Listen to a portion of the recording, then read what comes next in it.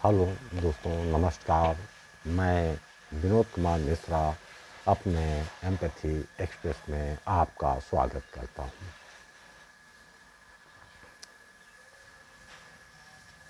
UGC जो कानून लाया गया है उसके निहितार्थ आखिर क्या है? प्रथम दृष्टया ये लगता है कि श्रवणों की भावी भविष्य में एक ऐसे स्थान पर ला दिया जाए जहाँ पर मानसिक रूप से उनका पूर्ण वध किया जा सके। कारण है कि श्रवण वर्ग ही है जिसने हमेशा जागरूक रह करके समस्त समाज के कल्याण के बारे में चिंतन किया है।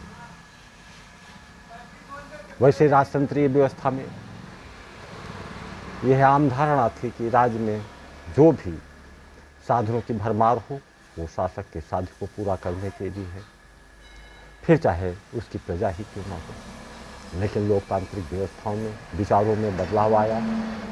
यह माना जाने लगा कि आम नागरिक अपने हितों को देखकर वैसे ही शासक का चुनाव करेगी जो उसे समान अधिकार दिलाने में सहायक हो।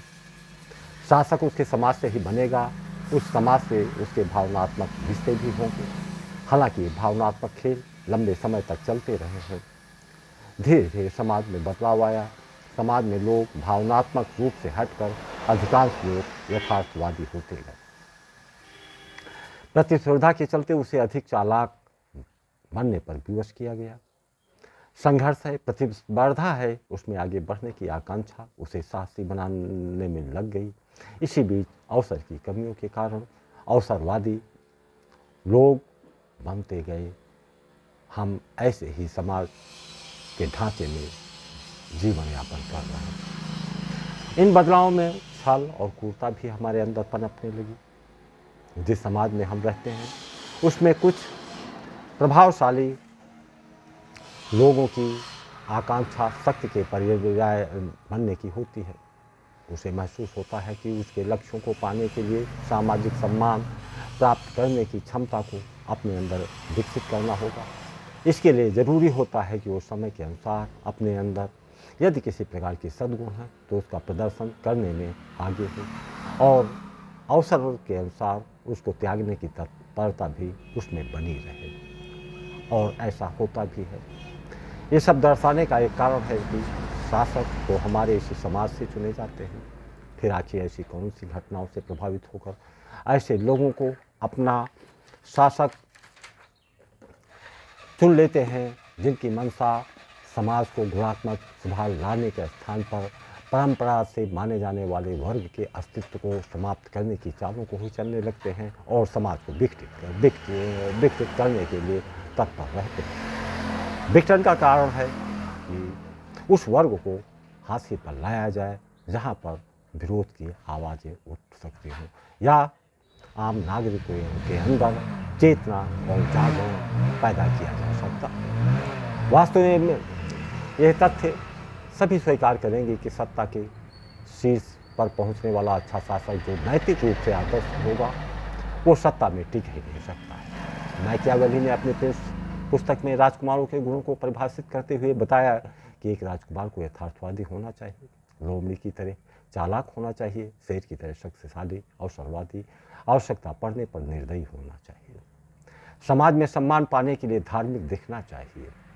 वो धार्मिक है ये महत्वपूर्ण नहीं होता है, उसे धार्मिक दिखना चाहिए। उसका कारण है कि धार्मिक का दिखावा उसे समाज में सम्मान दिलाने में सहायक होती है। लंबे समय तक सत्ता का सुख हासिल करने के लिए यदि उनके अंदर ईमानदारी नहीं है, दयालुता है अथवा नहीं है, ये भी महत्वपूर्ण नहीं है, परंतु ईमानदारी और दयालुता का आरोप तो उसे उठना ही पड़ेगा। बेशक हम जिस समाज में रहते हैं वहाँ अधिकांश चालबाज लोग रहते हैं। वहाँ ऐसे लोग भी हैं जो एक सुंदर सा मुखौटा ओढ़े रहते हैं। वो शुभचिंतक के रूप में हमारे सामने है, स्वयं को प्रस्तुत करते हैं।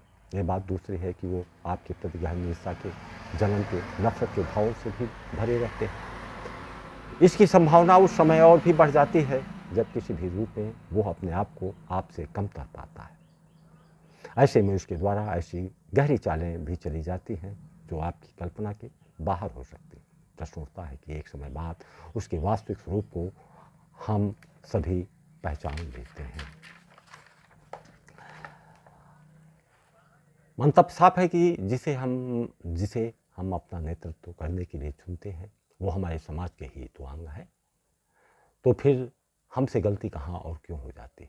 जब हम समाज में रहते हैं, हमारे आपके आसपास ऐसे लोगों की कमी नहीं रहती है जो हमसे आपसे ईर्ष्या करते हैं, समाज में प्रगति के रास्ते में विभिन्न प्रकार की नकारात्मकता लाने का प्रयास भी करते रहते हैं। आश्चर्य है कि वो आपके सामने ऐसा मुखौटा ओढ़े रहते हैं कि उन्हें भी आप अपना सबसे बड़ा हितैषी मान लेते हैं। लेकिन जब सत्य का प्रकटन होता है तो आप उनसे दूरी बना लेते हैं। दरअसल हमारे समाज के हर मोहल्ले, हर गली में मानसिक रूप से राजनेताओं में पाए जाने वाले गुणों के लोग शामिल हैं। उनकी चालबाजियों को सभी लोग जान लेते हैं, हम जान लेते हैं, आप जान लेते हैं। उनके अंदर छिपी हुई वास्तविक रूप को पहचान लेते हैं। आप और हम साक्षी भाव से जानने में सफल रहते हैं कि वास्तव में आदर्श प्रदर्शित करने वाला व्यक्ति अपने आदर्शों के प्रति कितना निष्ठावान है।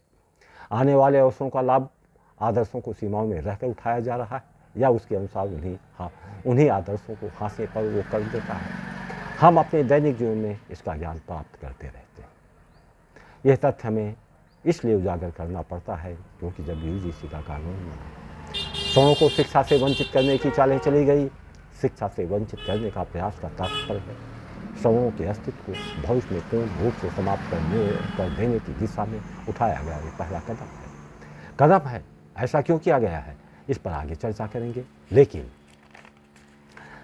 उसके पहले यूजीसी कानून लाने वाले राजनीतिक दलों को सत्ता से बाहर करने का संकल्प सोशल मीडिया में दिखाई पड़ता है, दिखाया जा रहा है। प्रश्न इस प्रकार के संकल्पों के निहितार्थ क्या हैं?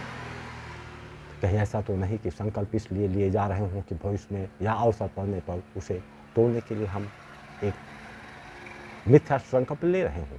सामाजिक ताने बाने की बात क्यों आपके सम्मुख रखना पड़ा, स्वयं के सम्मुख रखना पड़ा? क्योंकि यह आम धारणा है कि सवर्ण जातियों में परंपराओं एवं संस्कारों से उन्हें कुछ विशिष्ट गुण प्राप्त होते हैं जिनके कारण उनका विवेक पक्ष अन्य से बेहतर होता है। खैर ये तो धारणा है, वास्तविकता क्या है इसे हम आप बेहतर समझते हैं, बेहतर समझ सकते हैं।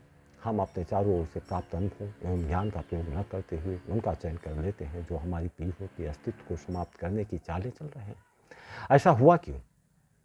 हमारे अनुभव में सब कुछ आया, परंतु ये नहीं आया कि समाज के सबसे चालबाज व्यक्ति आपसे भावनात्मक रिश्ता जोड़ने के लिए आपके धार्मिक भावना को अपना हथियार बनाया गया था। बात जब धार्मिकता की आती है तो उस समय हम तर्क की कसौटी में उनके आचरण उन दुर्भावों को हाथ में रखकर निर्णय लेते हैं। यही कमी सवर्ण समाज द्वारा की गई है। राजनीतिक व्यक्ति का दूसरा गुण है कि वो दयालु दिखाई पड़े, वो ईमानदार दिखाई पड़े। हम तो ऐसे समाज में रहते हैं जहाँ सभी अपने आप को धार्मिक दिखाते हैं। ज़रूरत पड़ने पर एक प्रदर्शन करने से नहीं चूकते हैं कि उनके अंदर अपार करुणा है और दया है। वो इस युग में भी ईमानदार हैं। लेकिन सवर्ण समाज की पारखी दृष्टि उसके अंदर के वास्तविक स्वरूप को पहचान लेती है। शायद इस घटनाक्रम से हमें कुछ प्रेरणा मिल जाए। अब बात करते हैं कि सवर्णों को लेकर ऐसा करने के पीछे का सत्य क्या है। आखिर ऐसी चालें चलने की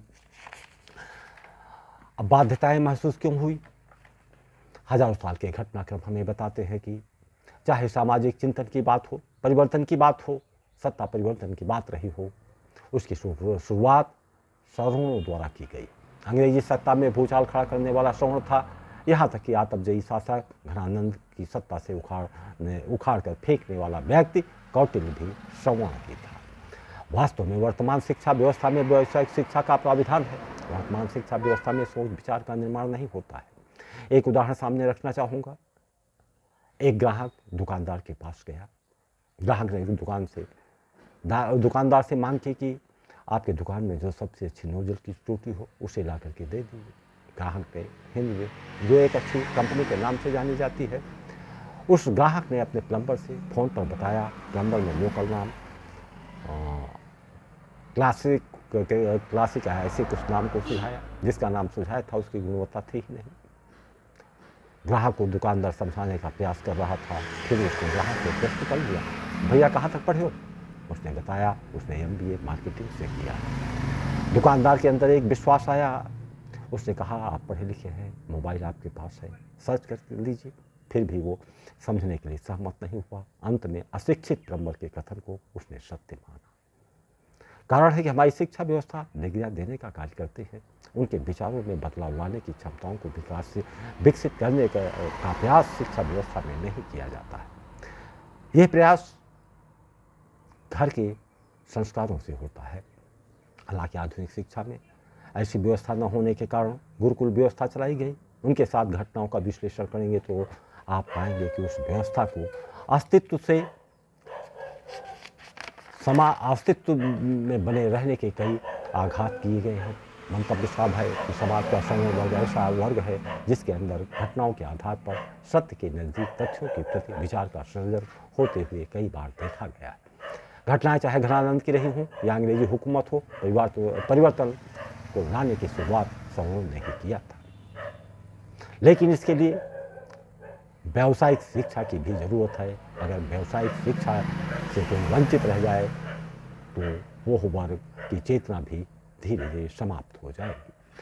स्वाभाविक है कि यदि ऐसे वर्ग के अस्तित्व को नष्ट कर दिया जाए, उनकी पीढ़ियों को समाज के अंतिम पायदान पर खड़ा कर दिया जाए, तो उनकी और उनकी पीढ़ियाँ अनंत काल तक सत्ता की सुख में बनी रहेंगी। वैसे तो कभी आरक्षण के नाम पर, कभी श्रवणों को उत्पीड़क वर्ग के रूप में परिभाषित करते हुए उसको हास्य में लाने के षड्यंत्र होते रहे।